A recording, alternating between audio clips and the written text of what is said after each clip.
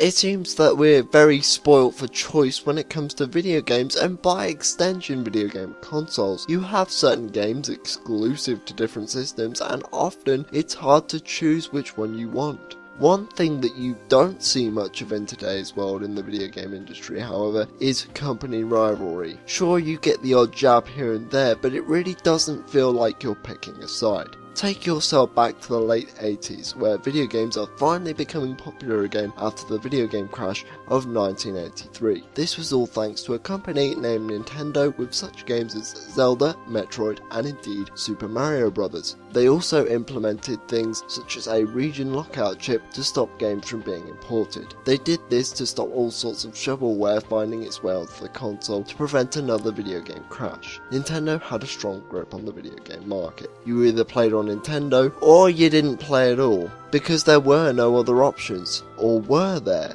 Enter a small company named Sega. They had their own console known as the Sega Master System, which also had its own mascot named Alex Kidd. However, it was clear that he wasn't going to stand a chance against the iconic Mario. His games weren't terrible by any means, he just wasn't that recognisable. He looked like any old generic cartoon character. Going forward a few years, 1990 to be exact, a man by the name of Naoto Oshima was pitching various character designs for a mascot for Sega. They range from a rabbit with stretchy ears, an armadillo, and even a Theodore Roosevelt look-alike in pajamas that would later become the antagonist of the game, Dr. Ivo Robotnik.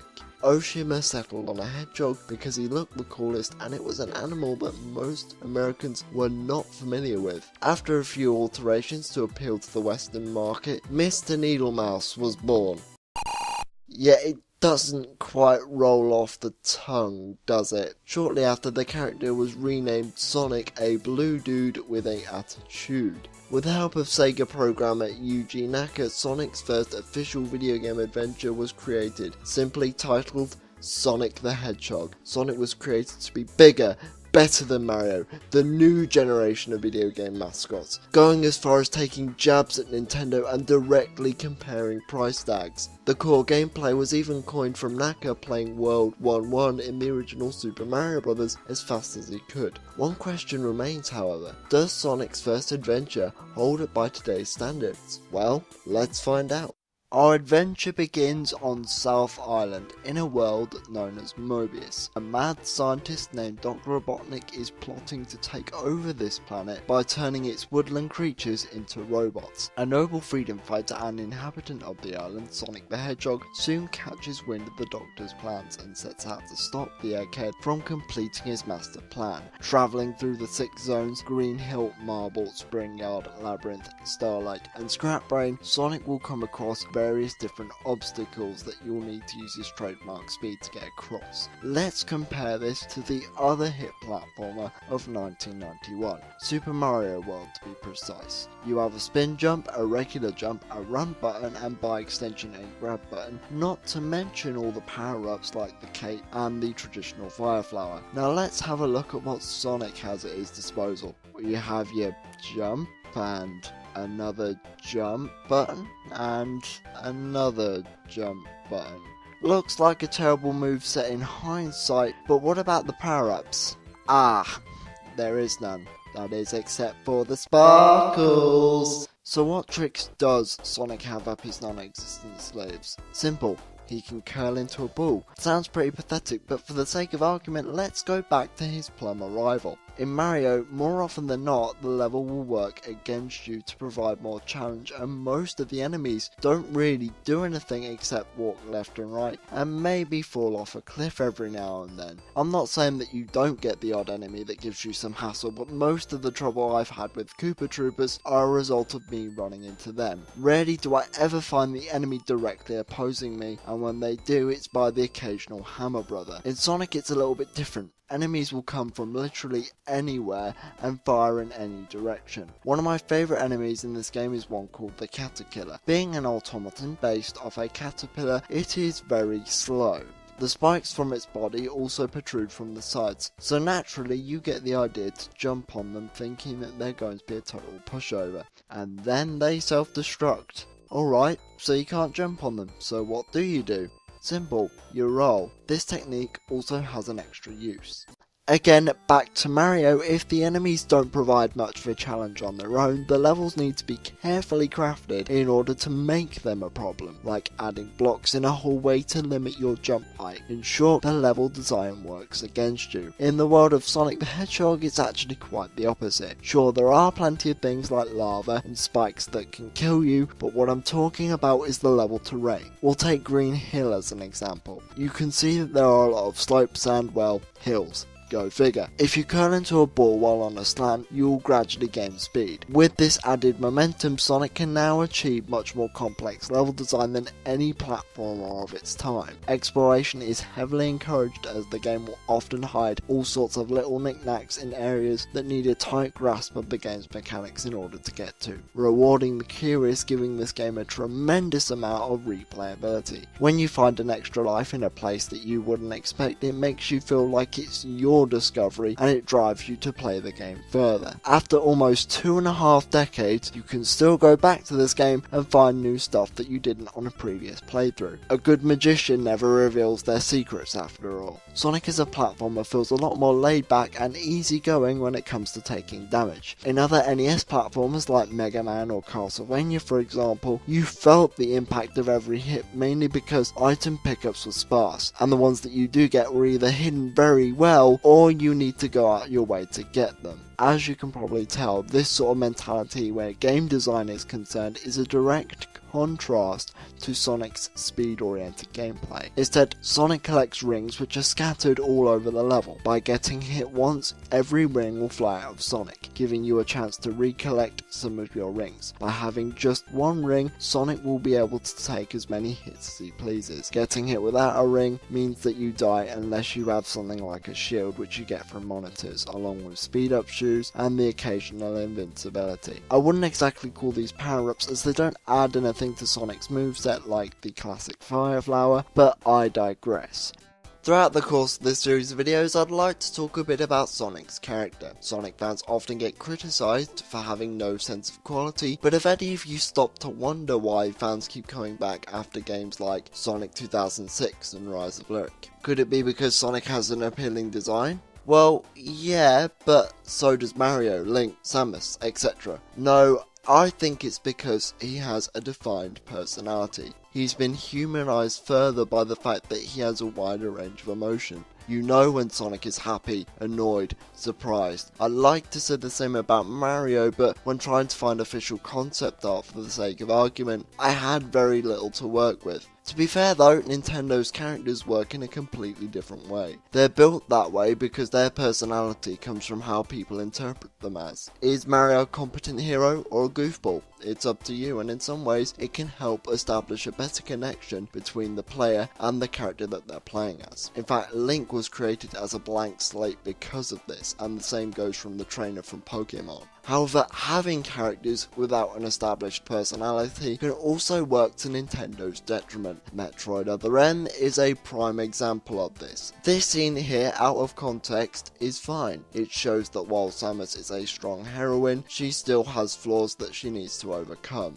In context, however, it's not only jarring but a portrayal of the character. Samus has fought Ridley several times before this, and one of those encounters takes place in Super Metroid, a game that comes chronologically before this. We're given small gestures to construct Samus's personality, but again, this is all based on assumptions. There is no right or wrong answer, and that is not a bad thing. It plants seeds for some great discussion. Let me be absolutely clear, in the next Metroid game, I do not want to have Samus monologuing about her dark and depressing past and her extensive thoughts on the situation. No, not at all. How the atmosphere is built up in Metroid is very much show, don't tell. The player discovers little pieces of information through careful observations. As for Samus's conflict with Ridley concerning the murder of her parents, it is much scarier because of the implications and not so much what we know. When Nintendo decided to give Samus a voice, it was is already too little too late. Her whole character comes from how others perceive her. You can't just go from one extreme to another. Come to think of it, my favourite games from Mario and Zelda are the Mario and Luigi RPGs and the Wind Waker, as their characters are much more expressive. See here, I'm able to tell that Link is a bit of a lazy sod, and being somebody in their late teens, I am too, so I can relate to this. What's this got to do with Sonic, you may ask? Well, Nintendo were the competitors, so a proper comparison seems appropriate in this case. Sonic was created to relate to the audience, not just because of who you are, but how you see yourself and who you want to be. I'm pretty sure we've all come across that guy who thinks he's really cool, but actually he ends up annoying the others around him. Sonic is quite like this as well. A lot of the times in the video games and in other media, Sonic ends up irritating the people around him, while others enjoy his company. Again, it all comes back to how you interpret his actions and your perception of what you think is cool. However, this time it works on a different level because you actually have something to work with rather than building the character's personality from the ground up. He represents who you are because Sega stated that Sonic's canonical age is 15. Being that his intended audience are from anywhere from young kids to teenagers, this subconsciously makes you think that you and Sonic are one of the same. Finally, he represents who you want to be because of how confident he is. Let's face it, not all teenagers are that confident thanks to those pesky hormones and other things. Even in the commercials, Sonic's rebellious attitude was always on full display. Game developers that would get inspiration from Sonic the Hedgehog realised how big of an impact a character with a defined personality could have on a player. Why else would a company called Accolade, the company who created Bubsy, use the slogan, "Games with Personality"? Heck, Bubsy 3D has more lines of dialogue than it has code. Let's move on to Sonic's adversary, Dr. Ivo Robotnik.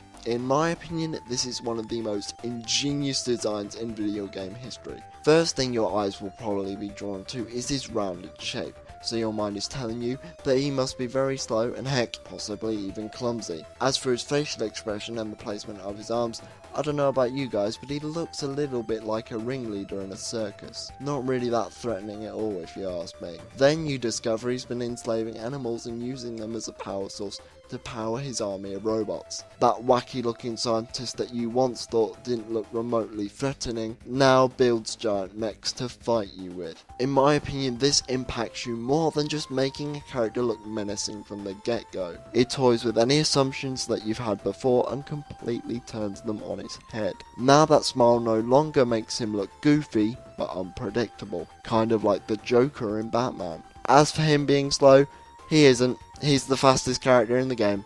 Sonic provides a balance. The gameplay might not be tweaked to perfection like Mr. Mustache himself, but I find myself getting lost in Sonic's universe because of the identifiable cast of characters. Simply put, when Sonic fans are popping in the latest Sonic game, they're not just playing it for the gameplay alone, they're also playing it to see what adventure Sonic is having in each game. It's like tuning into a Saturday morning cartoon show. You watch it to get a quick fix until waiting for the next episode. Characters play a part in absorbing you into the universe that's presented, but what about the world itself? Well, let's go back to Mario for a second. Mario World if you want to be specific. I'll admit, this game looks very nice and it celebrates the fact that it's a game about a cartoon plumber that stomps on turtles. Nintendo really knew how to use those 32,000 colours. They're sharp without making me feel like I've got paper cuts in my eyes. It knows what it wants to do and does it well, but because of that I'm always aware that I'm playing a video game, and if you ask me, it's just not realistic. Now wait just a second before typing an angry comment below. I am not by any means calling Sonic's world realistic.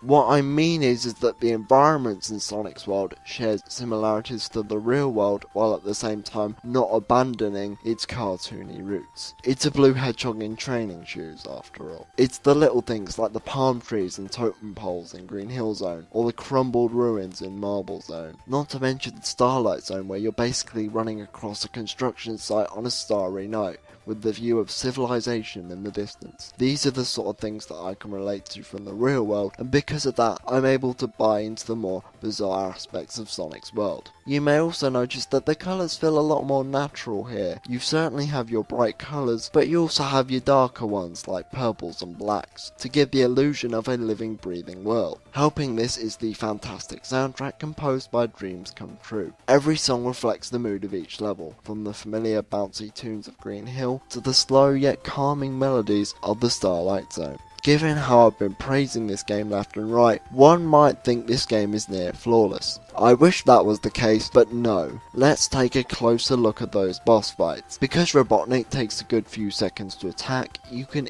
easily get a good few hits in on each subsequent attack. Robotnik may take 8 hits to be defeated, unlike the Mario platformers that require only 3. However, in Mario, even with the simplest bosses, the time that you're given to attack your opponent is much shorter, and even when their weak point is exposed, you've got other obstacles that you need to watch out for, making you plan your moves accordingly. Not just that, but Robotnik is very predictable. You always know how he's going to attack, and you always know where he's going to be when he does it, with the exception of the final boss, which really isn't that much better. It's really sad when the hardest Robotnik gets is in the Labyrinth Zone, where he's running away from you, letting the level do most of the work for him. With that said, we segue into the swimming mechanics, or should I say, lack thereof. When Sonic hits the water, he'll drop like a rock and loses his trademark speed, grinding into a hole. That doesn't sound too bad, but oh lord, what is that? That, my friends, is the drowning music. Yep, Sonic can't swim because the developers believed that hedgehogs couldn't swim. Turns out they can, but I'll let that slide. The internet wasn't as big of a thing back then, and what the hell are books supposed to be? To prevent Sonic from meeting a watery doom, you need to find pockets of air, meaning that Labyrinth Zone turns into a tedious game of stop and go.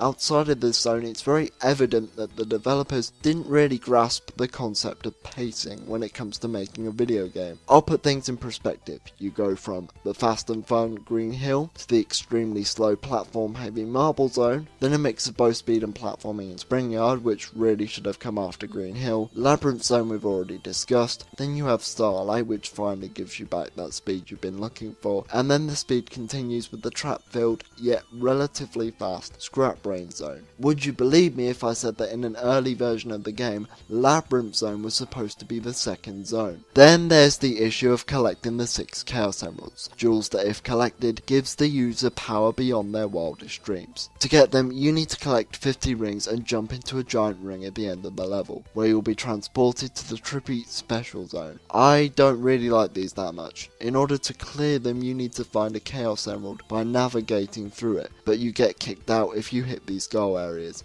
Very misleading, I know. It sounds fun so far, but there will be times where you'll have a massive drop and you'll just so happen to land on the go area. To add to this, in the third special stage, I've had times where I've been knocked out of the stage as soon as I enter by falling and hitting the first bumper on the way down. And when this does happen, I find it to be unavoidable. Honestly, getting these MacGuffins isn't really worth it. It's purely for bragging rights, and the changes to the ending aren't that substantial. Try and do it if you can, but if it's your first playthrough, I'd skip it. Sonic the Hedgehog might have been a groundbreaking platformer for its time, but by today's standards, I don't think it's very accessible. It's missing certain innovations from the sequels, and 2 out of the 6 zones aren't really that fun. I appreciate that Sonic is supposed to be a platformer, but I'd rather have platforming obstacles based around Sonic's speed to keep the flow going. When the game does pick up the pace, it really is fun, and I find myself going back to this every now and then. If you've yet to play a Sonic the Hedgehog game, this shouldn't be your first choice, but you could do worse. Join me next time when we take a look at the critically acclaimed sequel to Sonic's first adventure, Sonic the Hedgehog 2. Hello guys, thanks very much for watching, and if you're hearing this message, thank you so much for watching today's video and getting all the way to the end. Let me know what you thought about it. If there are any other video game series that you want me to cover besides Sonic the Hedgehog, leave them in the comments below. If you enjoyed this video, I'd be very grateful if you'd leave me a like, and if you really want to see more of me rambling on about video games for some reason, consider hitting that subscribe button. On my end slate, I'll have a couple of annotations. One is to take you to my next review on Sonic the Hedgehog 2, and the other is for my review series on the Archie Sonic the Hedgehog comics, whenever those videos get uploaded if they haven't already. Once again, thank you so much for watching, and I hope to see you next time.